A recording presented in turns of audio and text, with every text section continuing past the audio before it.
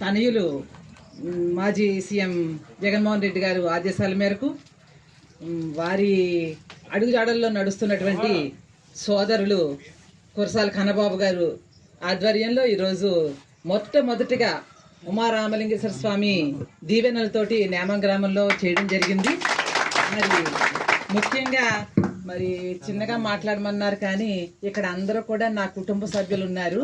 అందరికీ కూడా నా నమస్కారాలు తెలుపుకుంటూ మరి ముఖ్యంగా ఏంటంటే జగన్మోహన్ రెడ్డి గారు నవరత్నాలు అనేది కాన్సెప్ట్ పెట్టి 19లో సీఎం అయ్యారు.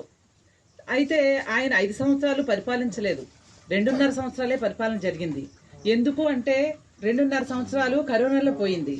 అయినప్పటికీ ఆయన చివరి వరకు కూడా ఆయన ఇస్తానన్నటువంటి పథకాలన్నీ కూడా పూర్తి చేశారు.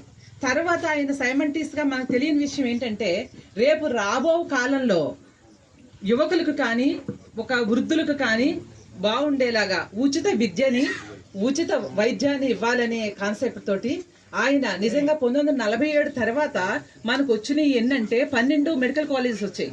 కానీ ఆయన టైంలో మనకు చేసినవి 17 కాలేజెస్. నిజంగా ఇది అసలు ఏ దేశంలో కానీ ఏ రాష్ట్రంలో కానీ జరిగినటువంటి విషయం కాదు. అంటే ఆయన ఎంత విజనరీయో మనం ఆలోచించాలన్నమాట. దానికి మరి ఈ రోజు ఏం జరుగుతుందో ఎవరికీ చెప్పనవసరం లేదు, ఎందుకంటే ఇదంతా మీడియా యుగం, సోషల్ యుగం అందరికీ తెలుసు.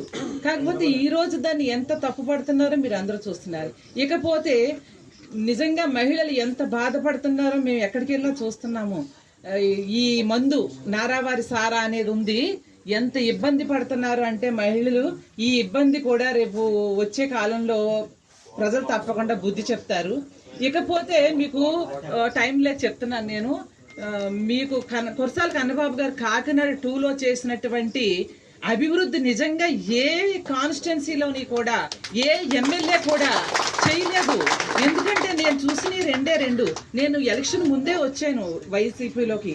అప్పుడు కన్నబాబు గారు గూగుల్లో సెర్చ్ చేస్తే ఆయన అసలు చేసింది మీ కాకినాడ 2కి మహా అద్భుతం. నిజంగా ఏ కాన్స్టిట్యున్సీలోని మేము ఎప్పటి నుంచో రాజకీయాల్లో ఉన్నాం, ఎవ్వరూ చేసింది లేదు.